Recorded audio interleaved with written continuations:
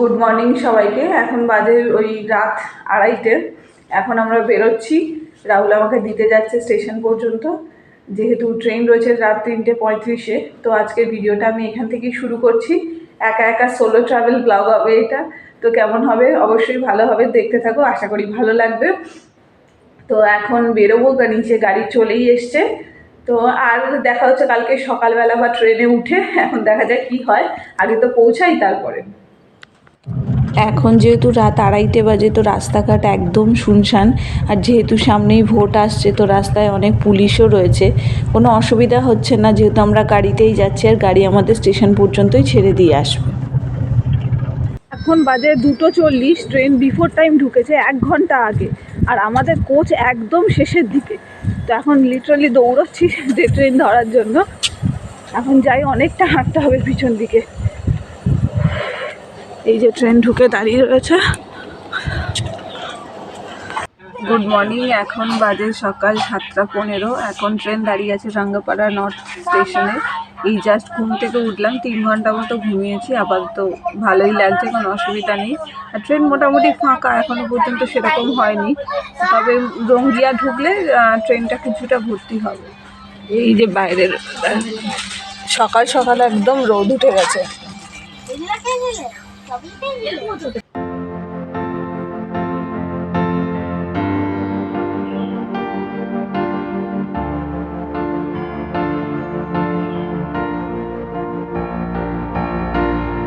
এখন এই 1 কাপ চা নিলাম, সকালবেলার ফার্স্ট চা।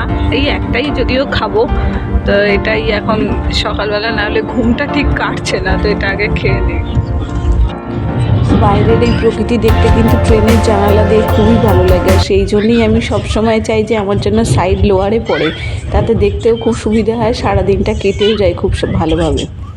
পৌঁছালো রঙ্গিয়া স্টেশনে। এখানে আগে আমরা থাকতাম, তো এই স্টেশনের সাথে অনেক রকম স্মৃতি জড়িয়ে আছে। আমরা থাকতাম ওই সাইডটাতে, এই দিকটাতে আমরা থাকতাম, একটা বাড়িতে ভাড়া থাকতাম। তো অনেক কিছু এখানে চেনাশুনো, অনেক চেনা মানুষজনও আছে। অনেক দিন পরে এসে বেশ ভালোই লাগছে এখানে।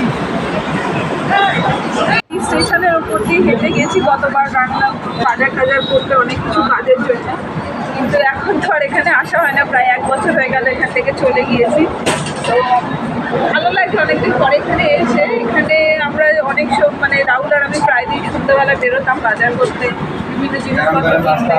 তো ভালোই লাগছে বেশ। রঙ্গিয়া স্টেশন ছাড়ার সাথে সাথে দেখতে পেলাম এই বাড়িটা, এই যে ব্লু কালারের ওপরে বর্ডার দেওয়া, এই বাড়িটার এই 4 তলাতেই আমরা থাকতাম। তো এটা দেখে ভাবলাম যে বাড়িটাকে দেখে মনটা খুবই ভালো লাগলো।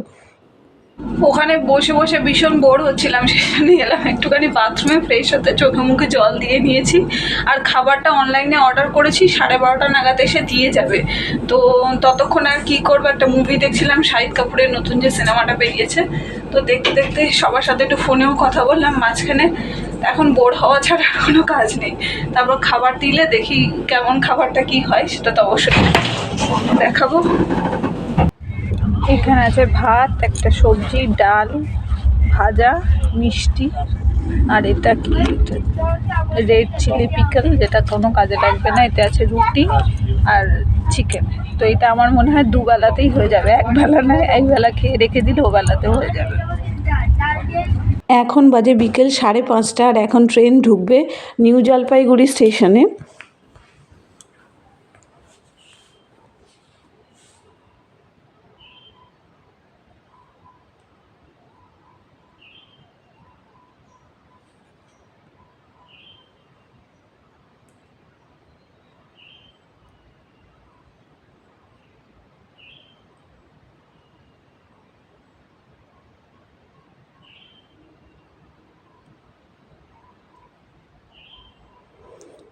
কালকে আর ভিডিও করা কমপ্লিট হয়নি, তো এখন সকাল ঢুকছে 5টা বাজে। তো এখন ঢুকছে হাওড়া স্টেশনে, আর পাশেই বন্দে ভারত রয়েছে। এটা পুরী হাওড়া যেটা বন্দে ভারত রয়েছে, তো সেটাই পাশ দিয়ে যাচ্ছে।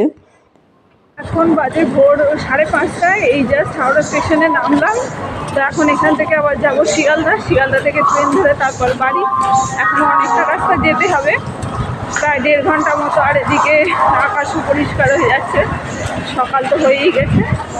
তো আজকের ভিডিওটা এই পর্যন্তই রাখলাম। যদি কিছু ভালো লেগে থাকে তো please do like, comment, share and subscribe our channel. দেখা হচ্ছে পরের ভিডিও।